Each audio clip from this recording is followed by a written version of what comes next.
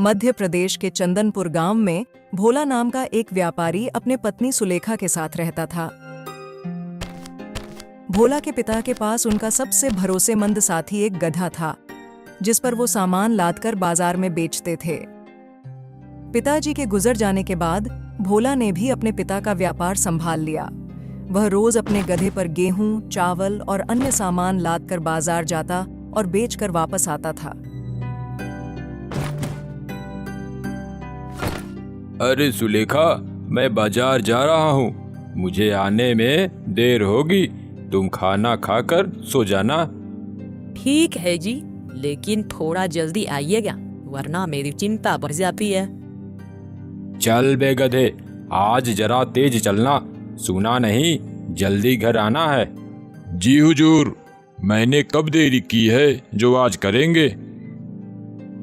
फिर भोला और उसका गधा बाजार की ओर चल दिए। भोला का गधा पूरे बाजार की गधों में सबसे ज्यादा सामान उठाने के लिए मशहूर था। बाजार पहुंचने पर भोला का दोस्त घनश्याम उसे देखता है। अरे भोला, क्या बात है, तुम्हारा गधा तो पूरे बाजार भर में सबसे ज्यादा बोरी उठाता है। एक काम करो, ये गधा तुम मुझसे बेच दो। अरे नहीं घनश्याम, ये गधा मेरे पिताजी की आखिरी निशानी है, इसे मैं किसी भी कीमत पर नहीं बेच सकता। लेकिन घनश्याम, तुम्हारा गधा तो कद काठी में मेरे गधे से भी बड़ा दिखता है, फिर ये काम क्यों नहीं करता। अरे भोला, कद काठी में बड़ा होने से कुछ नहीं होता। दिखने में तो मजबूत है, पर ये बहुत आलसी और कामचोर है। दिन भर खाता है और काम के नाम पर ढेला भी नहीं हिलाता। क्यों बे गधा, क्या ये सच कह रहा है? तू आलसी है? देखो, काम से भागने वाला कोई भी गधा नहीं चलेगा। थोड़ी देर बाद भोला और घनश्याम घर लौटने लगे। जब वे घर पहुंचे तो सुलेखा घर के दरवाजे पर इंतजार कर रही थी। अरे सुलेखा, ये क्या, तुम अभी तक यहीं बैठी हो, सोई नहीं? कैसे सो जाती, आपकी फिक्र हो रही थी, आपने इतना देर जो कर दिया। फिर भोला सुलेखा को घनश्याम के बारे में बताता है। सुलेखा, ये मेरा दोस्त घनश्याम है, पास के ही गांव से आता है और मेरे साथ बाजार में व्यापारी का काम करता है। भाभी जी, आप अभी तक भोला के इंतजार में बैठी हुई हैं, और एक मेरी पत्नी है, वो अब तक सोते हुए सपने भी देख रही होगी। मेरी बीवी तो एकदम बेफिक्र रहती है। अरे उसकी अतल भैंस चढ़ में गई है क्या? अरे भाभी जी, वो भी एकदम आलसी है, बिल्कुल मेरे गधे जैसा। दोनों में कुछ विशेष फर्क नहीं है। अच्छा भोला, अब मैं चलता हूँ। थोड़ी देर बातचीत के बाद घनश्याम अपने गधे को लेकर घर लौट जाता है। अगली सुबह वह फिर से अपने गधे पर बोरियां लादने लगता है। बाप रे, ये बोरियां तो पहाड़ जितनी भारी है, मेरी तो कमर ही टूट गई। बचाओ, अरे कोई मुझे इस जल्लाद से बचाओ। अबे चुप, तेरा यही रोज का नाटक है। खाना तो दबाकर खाता है, उस वक्त सब ठीक होता है, और काम करते वक्त तेरी हड्डियां टूटने लगती है। तभी भोला अपने गधे के साथ वहां से गुजरता है। अरे कोई इस जल्लाद से मेरी रक्षा करो। घनश्याम, लगता है आज तेरा गधा बीमार है, चल अपनी बोरियां मेरे गधे पर रख दे, आज इसे आराम करने दे।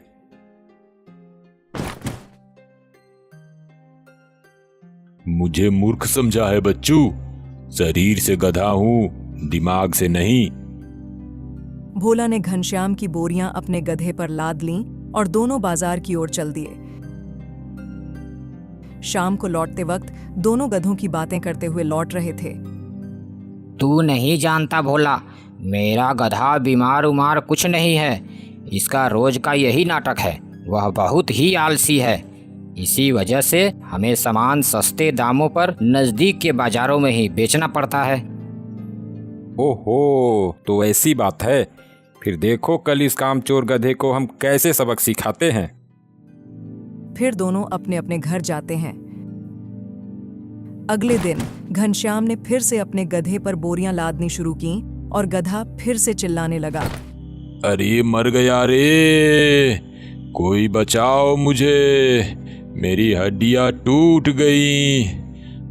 तभी भोला फिर वहां से गुजर रहा होता है और वह हंसते हुए कहता है, अरे रहने दे घनश्याम, आज भी इसे बाजार नहीं ले जाएंगे। इसे आज भी यहीं आराम करने दे और इसकी पीठ पर लदी बोरियों को भी नहीं उतारना। आज इसे ऐसे ही छोड़ दे। सुन रहा है ना, आज तुझे इन्हीं बोरियों के साथ आराम मिलेगा। अरे नहीं नहीं, ऐसा मत करो, मैं मर जाऊंगा। अब से जैसा कहोगे मैं वैसा ही करूंगा। आज तो तुझे आराम ही करना होगा। घनश्याम ने भोला की बात मानी और गधे को बोरियों समेत वहीं खड़ा छोड़ दिया। गधे ने थोड़ी देर इधर उधर देखा, लेकिन जब किसी ने बोरियां हटाने की कोशिश नहीं की तो उसे समझ में आ गया कि अब कोई उसकी मदद नहीं करेगा। धीरे धीरे वह बोरियों को लेकर चलने लगा।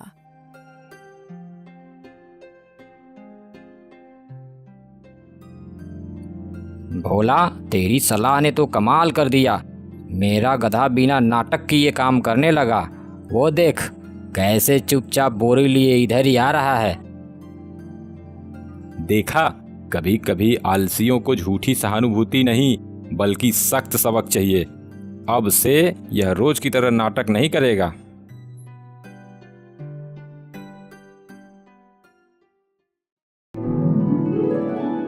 सुंदरवन के जंगल में बहुत सारे जानवर रहते थे। इस जंगल के बीच से एक नदी बहती थी जो जंगल को 2 भागों में बांटती थी। जंगल के एक हिस्से का राज्य राजा शेर सिंह का था, जो स्वभाव से बहुत ही दयालु और अहिंसावादी था।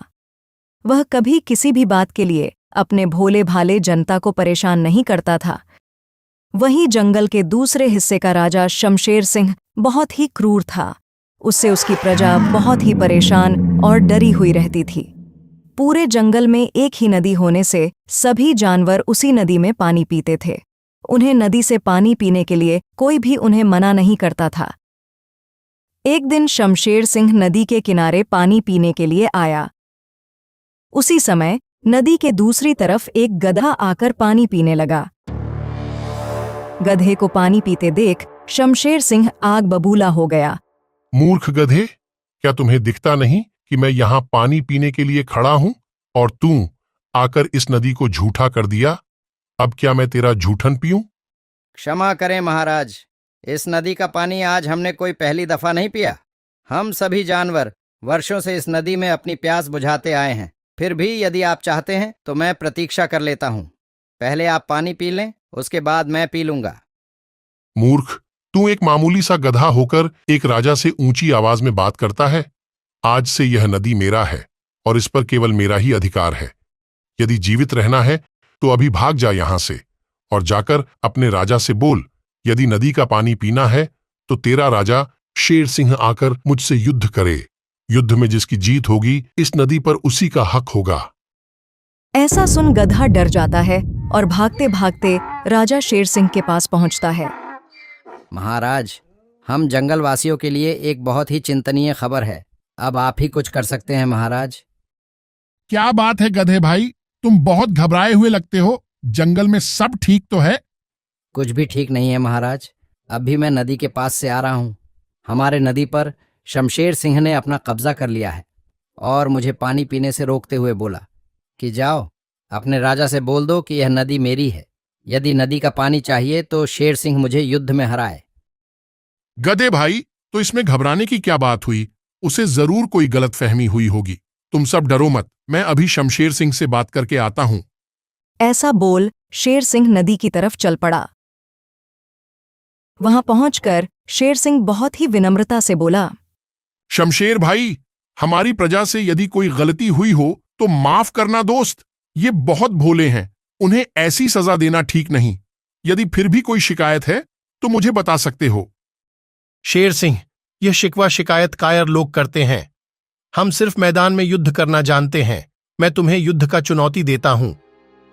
परंतु शमशेर सिंह, युद्ध होने से हम दोनों की धन संपदा और हमारे प्रजा की हानि होगी। हमें युद्ध पसंद नहीं है। तुम क्या चाहते हो हमें बताओ। तुम जैसा कहोगे हम वैसा ही करेंगे। अगर ऐसा है तो फिर हमें तुम्हारी इस नदी की आवश्यकता है। हमें नदी दे दो और कुछ नहीं चाहिए। इस पर राजा शेर सिंह ने कहा, ठीक है, तुम भी इस नदी का इस्तेमाल करो और हम भी इसका पानी अपने उपयोग में लेते रहेंगे। नहीं, जब यह नदी हमारी हो जाएगी तब तुम इसका पानी नहीं पियोगे। पर इसमें तुम्हें क्या आपत्ति है? फिर हमारी जनता क्या पिएगी? शमशेर सिंह दुष्ट स्वभाव का तो था ही। उसने बोला, वो सब मैं नहीं जानता। अगर तुम ऐसा नहीं करोगे तो फिर तुम्हें हमारे साथ युद्ध करना होगा, और युद्ध में जो जीतेगा यह नदी उसी की हो जाएगी। जंगल का राजा शेर सिंह अपनी प्रजा से बेहद प्यार करता था। वह किसी भी कीमत पर अपनी प्रजा को खोना नहीं चाहता था। उसने शमशेर सिंह से बोला, शमशेर सिंह, मैं कोई भी फैसला लेने से पहले अपने प्रजा की सहमति लेता हूं। मुझे एक दिन का समय दो। अपनी प्रजा से राय मशवरा करके ही कोई निर्णय लूंगा। ठीक है, तुम सोच विचार के जल्दी मुझे बताओ। अब जंगल का राजा शेर सिंह बहुत परेशान हो गया। उसे समझ में नहीं आ रहा था कि इस मामला को वो कैसे सुलझाए। उसने एकांत में चिंतन शुरू किया। तभी उसे एकाएक एक युक्ति सूझी। उसने सोचा, लड़ाई की मूल कारण हमारी नदी ही है। तो ऐसा करते हैं, नदी शमशेर सिंह को दे देते हैं। हम अपने लिए एक नया पानी का स्रोत ढूंढ लेते हैं। मेरी जनता के साथ इतना बड़ा अन्याय हो रहा है, तो मुझे उस समस्या का हल निकालने के लिए कुछ तो करना पड़ेगा। सबसे पहले मैं गड्ढा खोदना शुरू करूंगा। मुझे देख सारी प्रजा अपने आप आ जाएगी। ऐसा सोच राजा शेर सिंह गड्ढा खोदना शुरू किया। तभी पड़ोसी राजा शमशेर सिंह वहां से गुजरा। उसने शेर सिंह को गड्ढा खोदते हुए देखा तो उसे विश्वास नहीं हुआ। वह इसका कारण जानने के लिए शेर सिंह के पास गया। शेर सिंह, एक बात मुझे समझ में नहीं आ रही है। तुम इस जंगल के राजा हो। तुम्हारे एक आदेश पर तुम्हारी जनता यह गड्ढा पल भर में खोद देती, लेकिन तुम खुद परिश्रम कर रहे हो। यह बात मुझे हजम नहीं हो रही है। शमशेर सिंह की बात सुनकर राजा शेर ने बोला, शमशेर सिंह, मैं अपनी जनता से बेहद प्यार करता हूं। अगर जनता मेरे कारण दुखी होती है तो मैं यह कतई बर्दाश्त नहीं कर सकता। इसलिए गड्ढे खोदकर अपनी प्रजा के लिए पानी का स्रोत बना रहा हूं। राजा शेर के मुख से इतनी महान बातें सुनकर पड़ोसी राजा शमशेर सिंह बहुत लज्जित महसूस करने लगा। वह बोला, शेर सिंह, तुम बहुत महान हो जो अपनी प्रजा के दुख के लिए खुद को भी मिटा सकते हो। युद्ध भी इसीलिए नहीं होने दिया ताकि बेकसूर जनता ना मारी जाए। और मैं इतना खुदगर्ज हूं कि पानी जैसे बुनियादी आवश्यकता को भी तुम्हारी प्रजा से छीन रहा हूं। इतना कहकर शमशेर सिंह राजा शेर सिंह के चरणों में गिर पड़ा। महाराज, हो सके तो मुझे माफ कर दीजिए। मुझे कोई हक नहीं है आपकी भोली भाली जनता के हिस्से का पानी छीनने का। आप महान हैं और आपकी इस सोच ने आज मेरी आंखें खोल दी हैं। आज से मैं कभी किसी के साथ लड़ाई नहीं करूंगा और अपनी प्रजा के साथ अच्छा व्यवहार करूंगा। शमशेर सिंह की पश्चाताप भरी बातें सुनकर शेर सिंह बहुत प्रसन्न हुआ और शमशेर सिंह को माफ करते हुए सभी जानवर हंसी खुशी रहने लगे।